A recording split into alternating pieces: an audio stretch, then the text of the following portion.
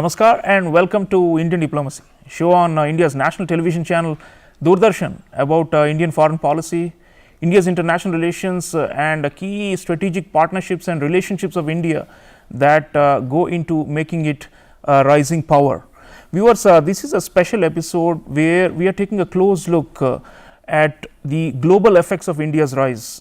India's rise has been on the world horizon for quite some time, and there is a high level of expectation, anticipation, and also lots of questions about India's rise and what it will do to the world order at large, and that's what we are going to be discussing. I have with me to take us through a very interesting group of American students and a professor from NYU, New York University, one of the leading research and teaching universities of the United States. And the students come not only from the US but from Brazil and Colombia as well. Let me welcome our distinguished friends. Folks, it's great to have you in India. Welcome to India and to Indian diplomacy. Thank you. Okay, so viewers, let me kickstart this discussion about the global effects of India's rise with Professor Vahegurupal Singh Sidhu. Professor Sidhu is a leading thinker and writer and scholar and a full professor at NYU and has been at the forefront of thought and knowledge production on institutions and regionalism and so many other aspects of Professor Sidhu. You are here with this group from NYU traveling across the country with the motto of the two worlds of India, and I was quite intrigued by the very theme that you had chosen, and you say it's both a leading power and a developing country. And some might say that's a contradiction, but we've had great powers or leading powers which are not necessarily very high per capita income also in the past. So I'd like to kickstart with you are an international relations scholar. There is this talk about India as a would-be great power or a great power in waiting, or as we call it here in the Narendra Modi era, it's the leading power or on its way to becoming leading power. You've all been witnessing the changes in this country and are seeing it firsthand.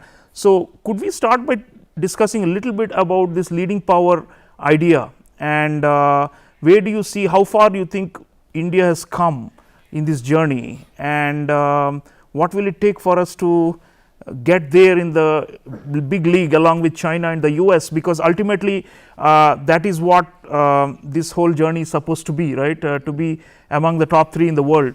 So your thoughts on this leading power journey and this and the prospects of India as a leading power? Thank you very much for having us, and it's certainly a pleasure to be on this very reputed and exciting program. The way I would sort of present that is, if you look at the long sweep of history, and we look if you look at the pre-colonial era, I would argue that India at that point of time, along with China, was not only the world's biggest economy. Between the two of them, they had more than 60% of the global GDP, but they were also both rule shapers. You look at Buddhism emerging from India, for example, obviously other religions which emerged from here, but really these two countries were setting the rules for civilization going forward. Then we come to the colonial era, where both of these countries, and let's talk about India for a minute, was forced to become a rule taker. The rules were now being designed by others, and India had little or no say in that at all. In the independence or the post-colonial era, but also India's independence, you see India being both a rule taker, but also a rule breaker. So if you look, for example, at the UN Charter, India was one of the first signatories, was very willing to sign up to that. But when it came, for example, to the nuclear hierarchy, and other issues where India saw itself being constrained, it chose to break the rules. In the way in some ways to make it more relevant for the times. And now we've come to what I would argue is India trying to become a rule shaper again. So, leading power is one phrase, but I would probably say rule shaping is another way. Now, of course, when India is now emerging, it's emerging at a time of a multipolar world. And no single country has the power to make rules on its own. it will. So, and that's true of the United States, and it's true of India. So India will really have to work with other countries to shape the rules. But let's be very clear. There are some areas where the rules, the global governance rules, are not going to be shaped without India's presence. And I can already think of at least 5 areas in that. Number 1, maritime. Number 2, trade. Number 3, climate. Number 4, outer space. And last but not the least, cyber or emerging technology. In all of these, you cannot envisage a global structure, global governance, without India in it. Now, this doesn't mean that India is not going to push back on some of these, and we've seen that happen as well. But I think that's an important element to sort of keep in mind, that India is now becoming a rule shaper. And I think the reason why that's happening is partly because of the domestic development ideas as well. So you're absolutely right. There have been many other major powers which have remained developing, or there have been internal challenges. But I think in the case of India, there's certainly so much more impetus because of the economy, because of its growth, that it's now serving, not only resolving itself, but contributing to the global economy, but also serving as a model to other countries to follow. Well, that's substantive opening comments, Professor Sidhu. Let me just take you a little deeper on the rule shaping and the rule making aspect. I mean, obviously, it comes with more material heft. You are already talking about the economic, and of course, we are also 3rd, 4th largest defense spender in the world, and we need to ramp up military spending as well to maintain the balance of power and all those things. But is that enough to shape rules to just be a big country in terms of size, and or do you think it also requires some innovative approaches? You mentioned all these regimes, for example, and I know on this trip you have also been visiting institutions within India, and I noted, I was happy to see that you've all been to the International Solar Alliance, and you've heard from them. That's just one example, and that's an institutional innovation that India can proudly say is our own creation. So, in terms of innovation and ideation, beyond just the material basis of rising and being seen as influential, do you think we are doing enough, and do you think there are areas among these 5 domains that you're talking about where we can come up with a brand new idea or an institution that can also have a great global impact and acceptability? Right. So I would answer that question in 2 ways. So one, India is serving as a model for other countries, particularly those countries which are multicultural, multi-ethnic, and very, very diverse. And so, if India can do it, other countries can do it. We were just at the United Nations office this morning, and one of the things which was talked about was the Millennium Development Goals succeeded because of China. But if the Sustainable Development Goals are to succeed, it will be because of India. If India gets its act together, and that's going to be such a powerful message. That's one element, by example. But the point that you're raising, I think, is a really important one, and we see some of that happening in India, but not enough. You mentioned the International Solar Alliance. This is the first international institution, treaty-based institution, based in India. It's the first one out, I would argue, probably in this region or outside of Europe, where most of them are based. India needs to do more on that. This is obviously one very good example, but there are so many more that India needs to build up on as well, particularly because I think it has a very good story to tell on the climate, on the energy, and some of our amazing students had gone to the Council on Energy, Environment and Water, where they learnt a lot about how India is going to really beat its own target of net zero of 2070 by many years, and how that's going to happen. But I agree with you. I think India needs to play a bigger role on the global stage to call for and set up more of these institutions. Okay, let's bring in our young friends from NYU, the students who've been seeing and experiencing India.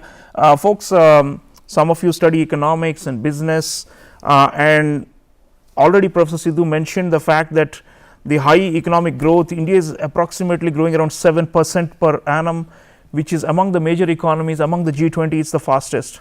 And it looks like it's on a sustained path of growth. And we know, even going back to history, as Professor Sidhu was mentioning, there was a time when India was a dominant player in the global economy in the pre-colonial times. And like the Chinese, we may be returning to the big league through this, leapfrogging growth over the next, decade or two. So, from what you're seeing, I'd like you to come in and talk a little bit about the economy, the infrastructure modernization and growth that's happening in this country. If you had come about 10 years ago, it would be unrecognizable. Is that kind of, so while we have all the history and the heritage, and I know you've been to Agra and you're seeing those monuments, it's also the contemporary India that's quite stunning, the transformation. And if you just do a kind of like a mental map and say, in 10 years, if I come back in 2035, what would this country look like? And probably you will again have to scratch your memories as to what was here and what was there and how come this looks so different now. Anyone wants to come in about the economy and what you're seeing about economic growth, and if you're reading and studying about the Indian economy, and because that is the critical factor for its rise, and also as an example to other developing countries that Professor Sidhu is talking about. Would anyone want to come in on that? Hello, my name is Elizabeth Matthews, and I am a graduate student at New York University. Thank you again so much for having us here today with you. I want to frame my response to this question around India's digital development. I believe that from what we've seen in our site visits so far, India has really positioned itself as a key leader in digital development, and that I think has contributed to their economic growth and will continue to do that. But I think more importantly, India is serving as a large example for how this can cut across different sectors, which we've also seen in our site visits, particularly within climate change, energy, and environment policies. But I think overall, India serves as a model to the rest of the developing world in how they have successfully transformed the nation through initiatives like Digital India, of course. But I think that it can just serve as a larger model for other parts of the world as well. Thank you, Elizabeth. Thank you so much. I think this aspect of digital transformation is quite critical, as our young friend from NYU says, and there is an issue with the service sector which is closely linked to digital and which is actually driving a lot of the growth. But we also need manufacturing in this country, and that's been one of the key pushes in the Modi era to try and rev up manufacturing, and this is called the Make in India initiative, to try and attract more foreign investment, to make it more business friendly, and these reforms are supposed to yield long-term dividends for sustained growth and for employment generation. Anyone else among the students want to come in on the economic transformation underway in India? Hi, my name is Gurpreet Kaur. I was born in India, but raised in US, and I'm studying at NYU. I'm doing masters in cybersecurity, global security and cybercrime. And on the economy aspect, I want to mention that I think globalization plays a big role in impacting India's economy. In terms of foreign investments, it gives Indian companies the opportunity to expand and explore. And also, I read that according to the IMF, the International Monetary Fund, India contributes about 15% to the global growth, despite having challenges like poverty, inequality. And also in terms of technology, I want to mention that India is the global IT hub service provider too. Hi, my name is Carolina. I'm originally from Brazil, and my take on India's economy is it's a really young country, if you think about it, since its opening in '91, and its development has really been impressive. And yeah, that's a lot about digital integration. Also, it's multilateralism between the countries, and just it's really impressive how India has been dealing with its diplomacy. And as Brazil, India is a developing country, and the Global South is really taking the lead in the next few years. We can see in the G20 and even in other initiatives as BRICS, for example, that they are assuming a leadership position that will definitely shape the world in the next years. Thank you. So, viewers, our friend from Brazil who's studying at NYU is also talking about shaping global institutions. Again, that's an important point, the theme of this show. And the economic rise will also help to inspire other countries. Brazil is a big model among the developing countries. It's also a rising power in the Western Hemisphere. And the Indian model is also quite distinct here in Asia.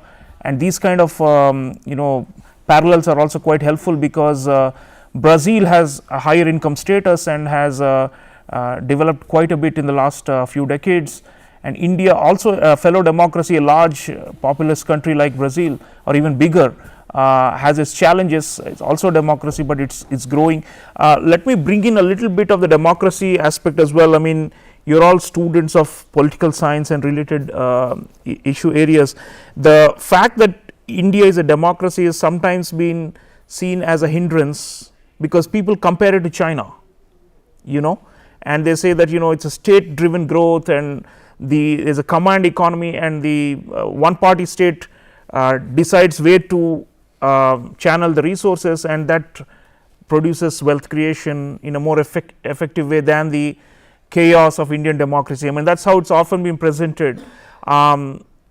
But democracy has its own strengths. You are studying in a US university. Do you think that factor also will matter going forward for India's rise and its impact on the world? Do you think India will be its leadership, for example, will be more accepted because it's a democracy? Or do you think that doesn't matter? I mean, sometimes people say, oh, everything is pragmatic and values don't matter. If you bring money to the table, if you invest and you lend like the Chinese are doing, you get influence, and it doesn't matter whether you're democratic or not. But the very fact that India is democratic, and as Professor Sidhu was saying, the fact that if hundreds of millions of people come out of poverty through this model, the Indian democratic model, that probably will set an example in the 21st century, right? Anyone wants to come in about the democracy aspect? Yes, please. Hi, my name is Ryan Dubois. I'm also an NYU student. I'm studying in the Executive Masters of Public Administration program with the Global Leaders track. And with regard to the question of democracy and economics in India, I think the numbers really show that the state-directed, more socialistic economic model that was dominant in the 20th century was not necessarily the most successful model for economic development. That after the economic liberalization of the 1990s, this is when you saw a great increase in economic growth. And I think that goes very much hand in hand with the politically democratic model, especially because India, not only historically but also contemporarily, is such a diverse country, ethnically, religiously, linguistically, and so I think the preservation of that social fabric is extremely important, not only for the sake of development, but also so that all sectors of society have equal access to that development. And I would also point out the fact that, we can look at China's successful economic development, but we can also look at the negative elements of the lack of democratic structure, such as what many would call a genocide against the Muslim Uyghur population.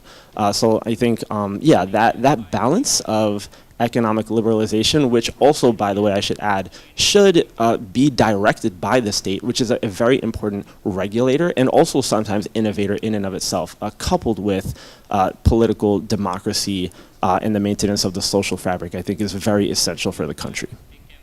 Right, thank you. Our young friend from NYU viewers is saying that the state must play a steering hand and a role in India's economic growth and rise, but at the same time, it should not overplay its hand, and that's what we have seen in the Chinese case, which has led to like mass atrocities and such things in the name of development, in the name of modernization.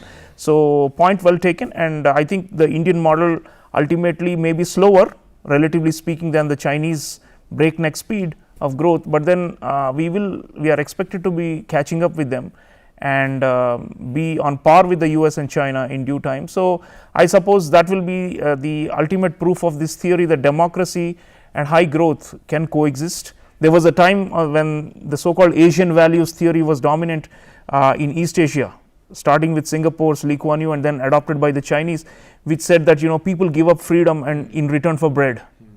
But if you can get bread and still live free, probably India will be after the United States, probably the only second democratic superpower in the world. So that's, I think, of great value, something we look up to. Okay, this group viewers from NYU has also been traveling and is going to different places across the country, including down south to Hyderabad and Bengaluru, and they are also visiting some very interesting centers of excellence in India in science, technology and innovation. And I want to take up the group on this. They are going to T-Hub in Hyderabad, the Center for Digital Public Infrastructure and the Indian Institute of Science in Bengaluru.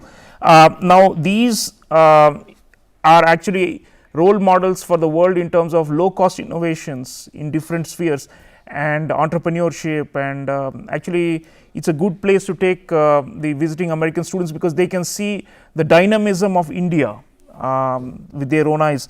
And I want to take up the group on what impact this will have, as they think in terms of science and tech. You all must have seen the news about how India landed on the south side of the moon with an absolutely frugal space program with bare minimal costs, and these kinds of things have actually inspired a lot of people. Some of you spoke about digital, and there also our the digital finance, the fintech and the payment systems are being adopted in dozens of countries. So there are certain very unique things coming out of this country which don't require heavy overhead costs and capital outlays, and are still being quite influential and popular internationally, what we call the digital public goods. So you are visiting the Center for Digital Public Infrastructure. So let's talk about this aspect. Let me bring in Professor Sidhu on this matter. Professor Sidhu, people know about this so-called jugaad and India's ability to innovate at low cost and to fix problems, and that of course has been known, but we never scaled up and made it such a big phenomenon that it would impact the world. I mean, it was seen as, okay, Indians are successful individually, like a lot of them. We have a huge diaspora in the US, there are more than 4 million of them, most of them have done well.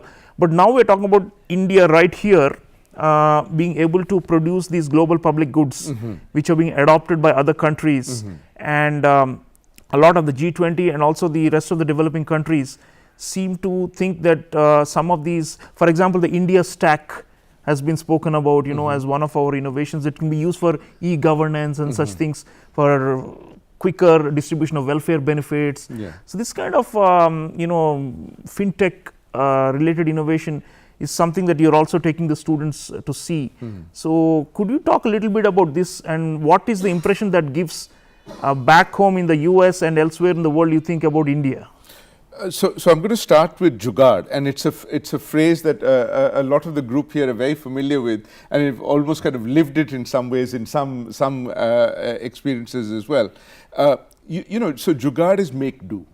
Sort of making things work when they're not necessarily likely to work in the more effective way. My own sense is jugaad is good, but it only takes you so far, and you really need to now systematize things going forward, and that is a very important transition that you've seen, and I'm really grateful to Elizabeth for mentioning that in terms of the global digital public, the digital public infrastructure. This is, in many ways, we were talking about, rule shaping, is India's contribution to the world, because until now the concept was that really it's the private sector which is going to be setting up the digital infrastructure, but that has always been for profit. So there are parts, for example, of the United States which do not have access to digital capabilities, not because of the lack of technology, but because of the lack of economics. There aren't enough customers, and therefore companies will not set up cell towers, for example. But in the case of India, the sense that this is it's a public good, and therefore the government is willing to step in and create the public digital infrastructure so that everybody can use it and benefit, I think is a really remarkable contribution as well. We talked about the International Solar Alliance. I think there's something to be said for India wanting to perhaps build something similar at a global level. Why not have a global digital public infrastructure institution here? to talk about that as well. But I'm sure my colleagues here would want to talk about some of the jugaad aspect of it as well, but also in terms of the tech part of it too. Right. Let me bring in students again.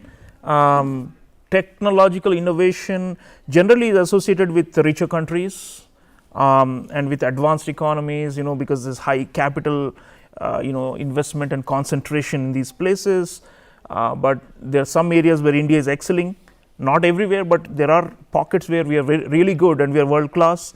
So what do you think that tells you about this country, and where do you see the potential for this kind of tech innovation taking not only India forward, but also spreading the public goods for the global consumption, because we have not given out the kind of loans and the heavy we have not done the hardware and those sort of things as much as we are doing these softer and nimbler things, which are kind of like the extensions of our IT prowess, but now being scaled up. So anyone wants to come in on the technology and science and what you're seeing and what you expect from India and what you've heard? Hello, my name is Hunter Hedman. I am one of the students at the Global Affairs Masters, and with a concentration in energy and environmental policy. One of the things that has really stood out that India is leading in is not only setting but meeting targets within the climate change ambitions. I think this is one of the spheres where India is really leading and innovating strongly. Some of these focuses by, looking at what has been already accomplished, meeting Paris Agreement targets, and already having, the net zero targets of 2070.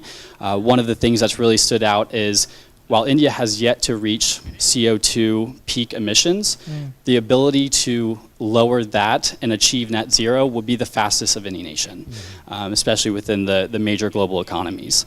So how that's being done has been truly remarkable. When we look at infrastructure, the incorporation of renewable energy as a means of not being secondary, but a primary combination, and how its ability to include that has brought prices of energy down within the country has been truly remarkable.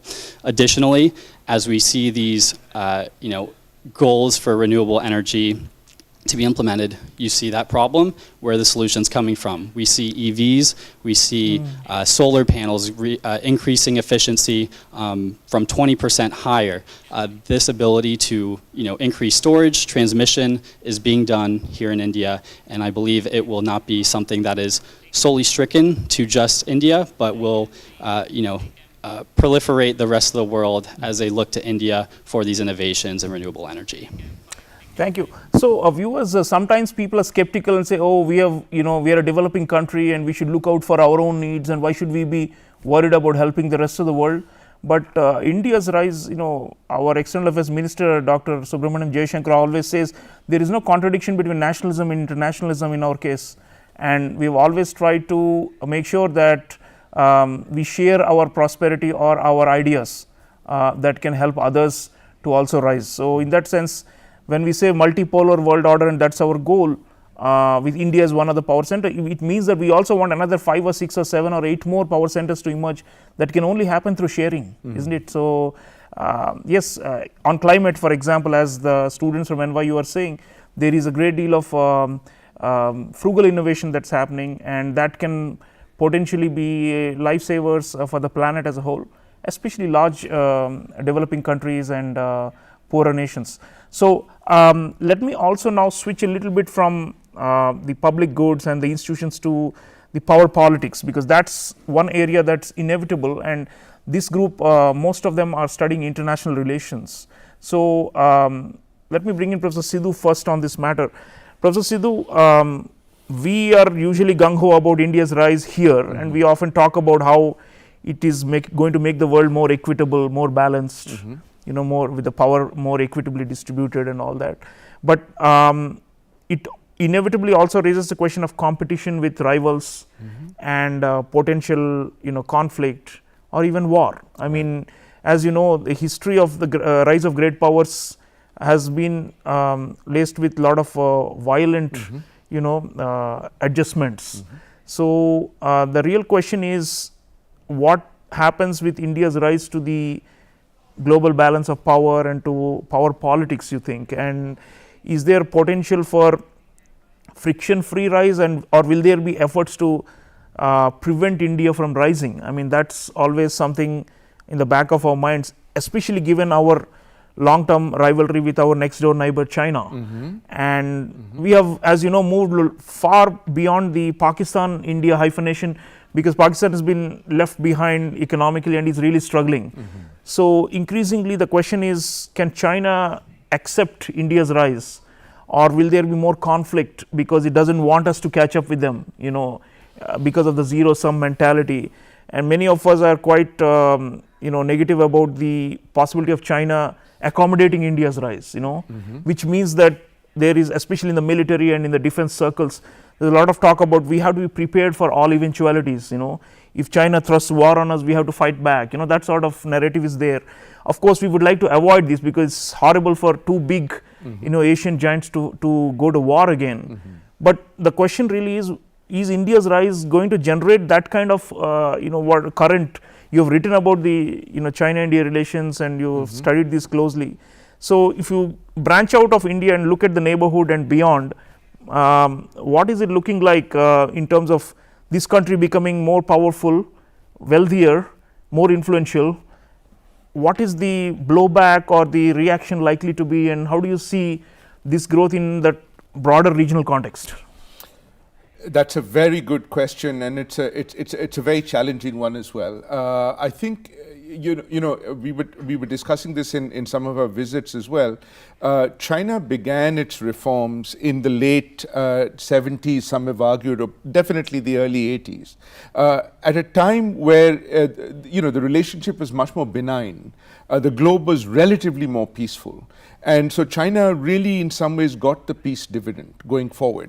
But when India chose to rise, on the one hand, it was the end of the Cold War. And so you see India benefiting from that initially. And it was quite a spectacular rise, although India was beginning obviously from a much lower base, as it were. But today, I would argue that there are three sort of fundamental challenges before I come to the China question. And I would present this as the three C's. One is conflict between the great powers, right? And we're already seeing interstate conflict now on three different continents. Second, we are also recovering from COVID. What that means is that the old model of globalization is gone. This sense of you get from everywhere else is something which is not going to be supported anymore. There's greater concern about actually having supply chain resilience, friendshoring, as it's being called, other elements of that as well. So I think that's another kind of element which is also going to constrain how India sort of grows as well. And then the last is climate. Look, let's be very clear. The rest of the developed world grew using and burning the dirtiest of fuels for centuries. The fact that the United Kingdom is now closing down its coal-fired power plant is good, but they've been doing that for the last 200 years. So India has those kind of constraints. But let me now turn to the issue of conflict. And I think vis-a-vis China in particular, I would say it's at three different levels. One is at the bilateral level, where of course you have the tensions over the border, but you also have bilateral trade, where even though China is India's largest trade partner, the trade deficit is certainly in China's benefit. Second, if you look at the regional scenario, particularly if you look at the China-Pakistan relationship, the China-Pakistan economic corridor, the fact that China has more investment in many of India's neighbors than India does is another kind of element as well. But I want to touch on the last one, which is at the global level. And at the global level, I think there are two sort of levels of competition. One is even as India steps in to wanting to play a greater role and responsibility at the global stage, it is definitely being tacitly challenged by China. China may not, and China can do this without necessarily supporting India's case for membership of the Security Council, for example, or of the nuclear suppliers group, which is another sort of instance and example that you can think of as well. Despite that, I think it is inevitable that India is going to be more and more recognized. Its membership of the G20. In BRICS, for example, is very, very interesting that you see, China acknowledging and India's presence there. And India's presence has also, contributed to a degree of legitimacy, both for BRICS, but also the Shanghai Cooperation Organization. But the third level of tension between China and India is in some ways a quasi competition for leadership of the global south. Right. India is not leading that, is not in that fight necessarily, but here are two competing models. Yeah. And I think that's again something which is worth thinking about, apart from the military dimension, which is one kind of aspect of that as well. Right. Yeah, viewers, this is a multi-dimensional competition. Professor Sidhu is reminding us, and because we share the same geographical space, we also vie for influence in roughly the same part of the world, so which is mainly the Indo-Pacific or Asia, and that's also where I think it's inevitable to some extent, because these are two different models. If both China and India were democracies, or if both were authoritarian, maybe we could say that they might coexist, but here there is a problem. Let me bring in students on this aspect as well. You are all studying global politics. You are from NYU, a very reputed American university. The US-India strategic partnership has been growing, we say, from the outer space to the, netherworld, from, skies to the sea. US-India partnership is growing, and the China factor is very much, there, either upfront or behind the scenes, driving this strategic partnership. And already Professor Sidhu mentioned the great power competition between China and the US, and India becomes a very central and pivotal actor in that framework. So would anyone want to come in and talk about the US-India partnership, and given the competition with China for both these two big democracies, where we have a shared sense of threat or of concern with the way China has been behaving and growing? Anyone wants to come in on this aspect? Hi, my name is Tanvi Jiglicker. I'm from the Center of Global Affairs, and my concentration is around transnational security. I personally think that the rise of India is due to strategic autonomy as well as for stability. And what I mean by strategic autonomy is that India can have partnerships with the EU as well as Japan and the United States, but also have partners with controversial countries like Russia and Israel, which is truly amazing. I still don't know quite enough to wrap my head around it, but it's amazing that they can stay neutral in all of this. In terms of countering China's balance, India focuses on regional partnerships with the Quad allies, which focuses on the Indo-Pacific. And they should definitely continue, I believe, to use the Malabar exercise, which happens annually, into counter China's balance, as well as I touch upon blue water capabilities. India should definitely increase their budget for naval presence in the Indian Ocean and around, because I personally think that China and America have a bigger size of fleets and technology. And lastly, I would like to add that they should also depend on their island friends like the Seychelles and Mauritius and Maldives, which are crucial for India. I know that in 2015 and in 2018, Prime Minister Modi did send some donor crafts over to help create awareness of countering China's balance, which I think he should continue to do. And finally, just the bottom line up front is that in order for Asia to balance power, India must see how the economy is growing as well as strengthening its military capabilities. Yeah, thank you. That's a substantive response from our young friend. You're of Indian origin, I suppose. We have a large diaspora in the US, and they are also emerging as thought leaders, and we are very proud of them.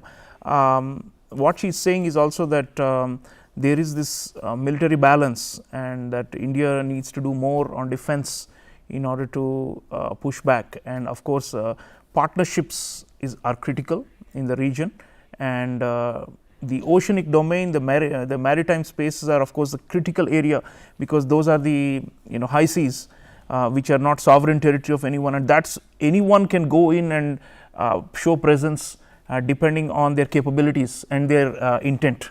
So that's really where, unlike land, which is all divided up in the high seas, where really the competition will sustain. And in a way, it's going back to maybe 19th century, 18th century type of geopolitics, where maritime security was critical for empire and colonialism and for hegemony and all those things.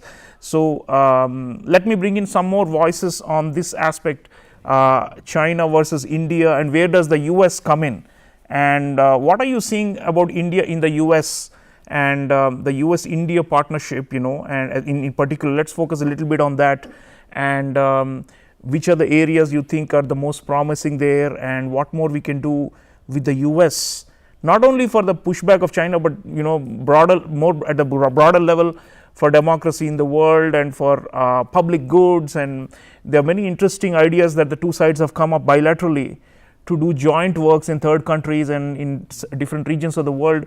It's called a comprehensive global strategic partnership, the US India. And when we say global, it means that we are trying to shape rules and regimes, as Professor Sidhu was saying, but also whole regional orders, in a favorable way. So US India partnership, where do you see it going, and what more can we do with the US? Yes, please. Thanks so much for having us here. My name is Juan Salcedo. I'm a student at New York University Center for Global Affairs. I think the US and India partnership is very crucial for both countries, and especially for countering Chinese influence, especially within the Pacific, especially through their partnership via the Quad. I think beyond that, I think its partnership is very important within both their economies. I think the US depends a lot on the Indian diaspora, especially to lead its tech sector, while India depends a lot on the US to supply high education for Indians in the US, and I think that that relationship should be continued and strengthened. I think that the US and India both present two similar but different models of democracy that can both be very inspiring to the developing world and the global South, that could be used as counters to the Chinese model and to the Chinese Belt and Road initiatives. I think U.S. and India relationship is a good model for the rest of the world. Thank you. So viewers, there is a concept called the North-South-South cooperation. You heard of South-South cooperation, India cooperating with fellow developing countries. But if you bring in a richer country, let's say like the US, and we jointly do things in other developing countries, that's what we call a North-South-South model. And North-South-South, we not only do it with the US, even with Japan, for example, in the Indo-Pacific. India, Japan cooperate in many countries for public works and for healthcare and for education, lots of initiatives like that. So there is great potential in that, and our friends from the NYU are talking about that, and we will need a lot more of those sorts of collaborations for this global partnership to go forward. Let me bring us towards the end of the show and talk again at big picture and bring back Professor Sidhu on this matter. Professor Sidhu, India's rise, we like the US, we have a sense of manifest destiny. We believe that we are returning, as we have spoken, and that this is not the first time it's rising. But at the same time, like all developing countries, we have challenges, and during this trip, you're seeing that as well. But in balance, can we be optimistic that we will have that the pluses will override the minuses when it comes to India? We still have issues at various levels with governance and with the states, and it's all very diverse. But still, great powers have risen with a sense of purpose and some kind of national will, and to some extent we are seeing that in the Modi era, last 10 years. But then, what going forward, you think we'll be able to? Do you see any potential threat or hurdle to India's rise, and how do you think we can overcome it? Thank you again. Excellent questions. And the way I'll address that is maybe go back to the title of our trip. Leading power, but also developing country. And you asked by sort of saying, aren't there countries which have led without necessarily being fully developed? And you're absolutely right. But the difference here is, I think India is rising because it wants to develop and support its population, not the other way around. The rise is, a consequence of that. It's not the result of that. And I think everything that you see India doing is very much for its people. And that's a very important distinction. And I think, comes back to the issue of democracy that you talked about as well.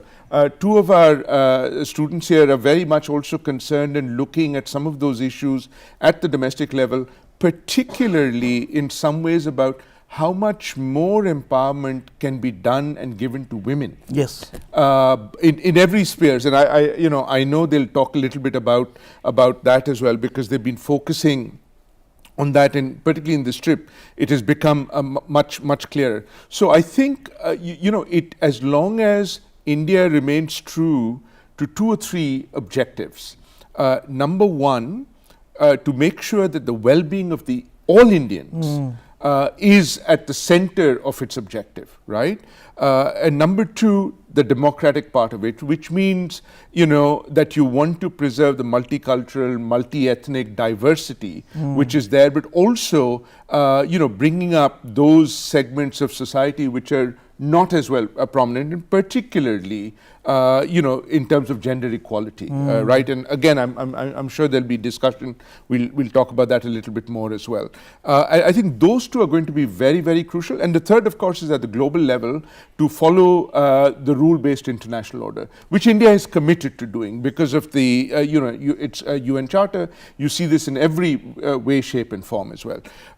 And India also realizes that to rise or to grow internally, to address all the problems, it really needs to get a global support. And that's where the multipolar world becomes really, really crucial.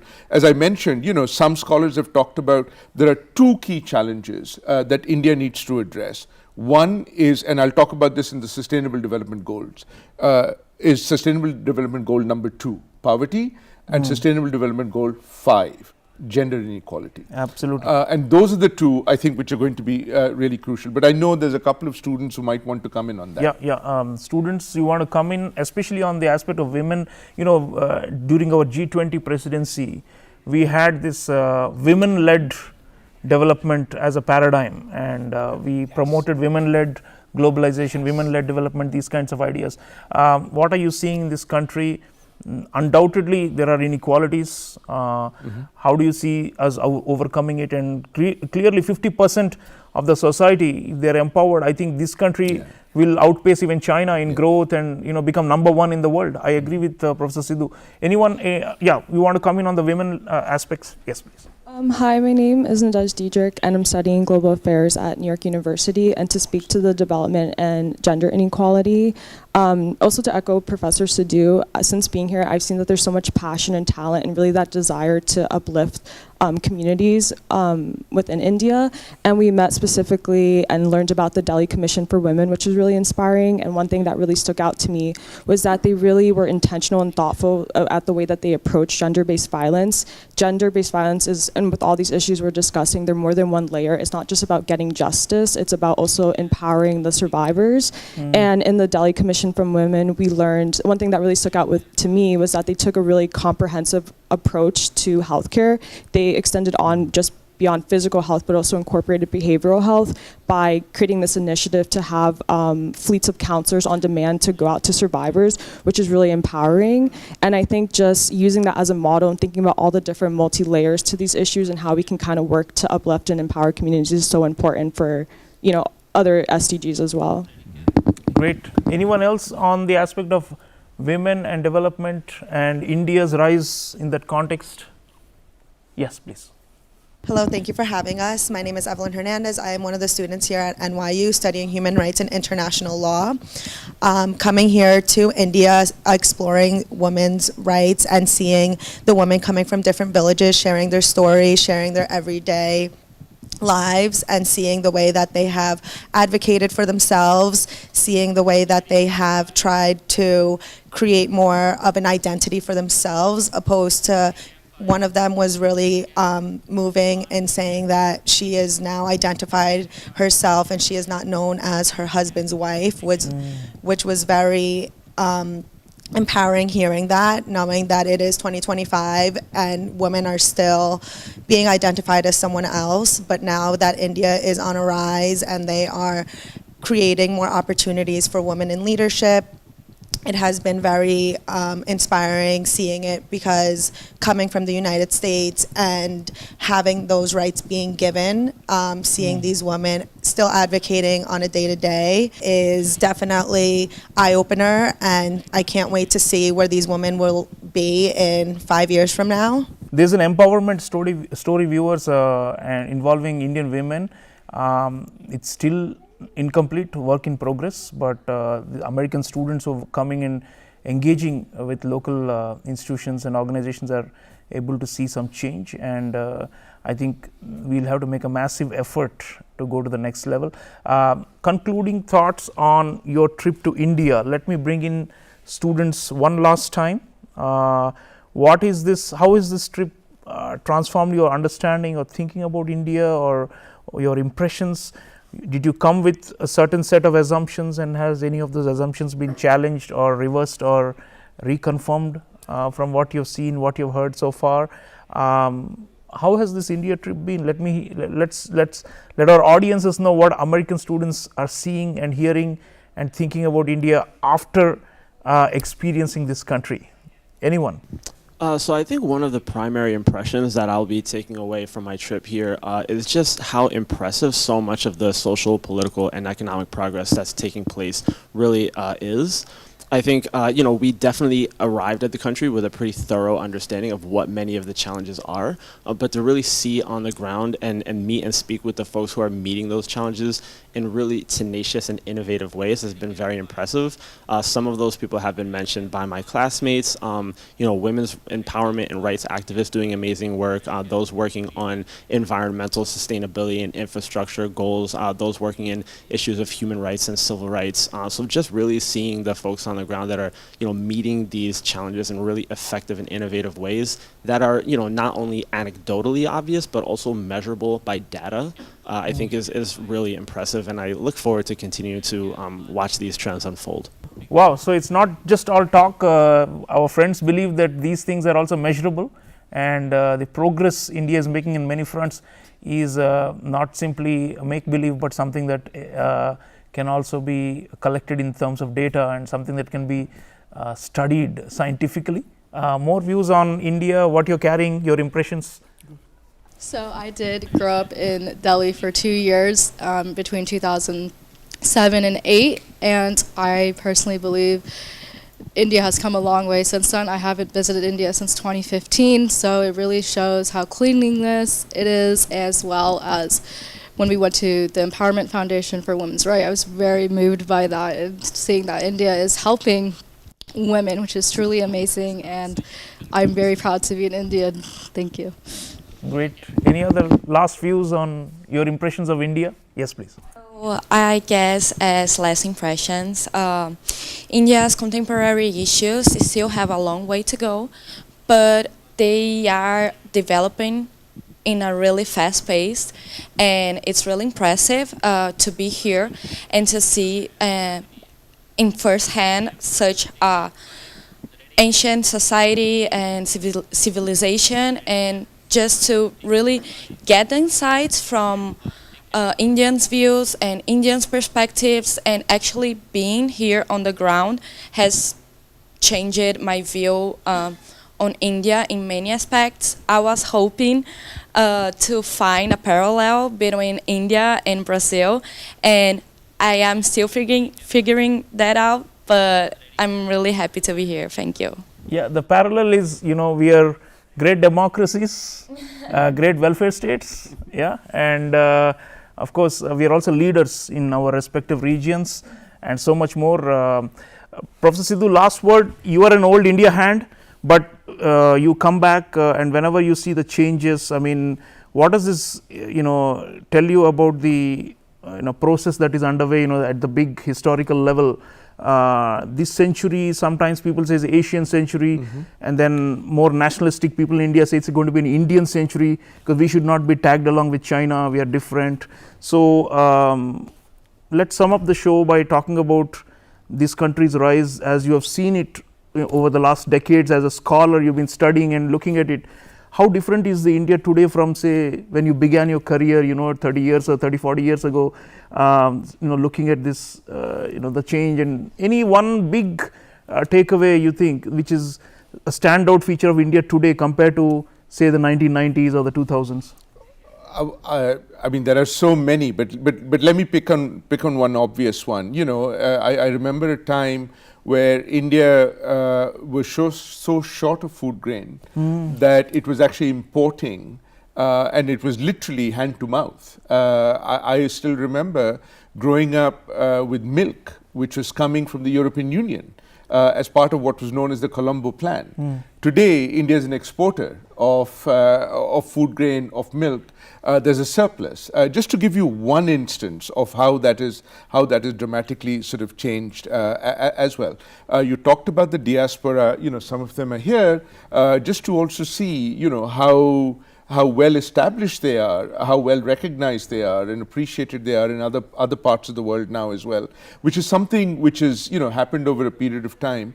And as I said, and maybe I'll conclude with that, if you look at those 5 areas that I talked about, you see that India has to be on the high table there, irrespective of the other geostrategic and other challenges which are ongoing, because it's recognized that India, despite the strategic autonomy, which is not comfortable for every country in the world, particularly the United States, there's a recognition that you still need to have India on your side, which is why there's a greater understanding of that logic of strategic autonomy, but also that in the long run, even though there may be fundamental differences between India and some of its partners, that India's rise is going to be beneficial for the global good. Viewers, what a fascinating discussion with students and a scholar from New York University.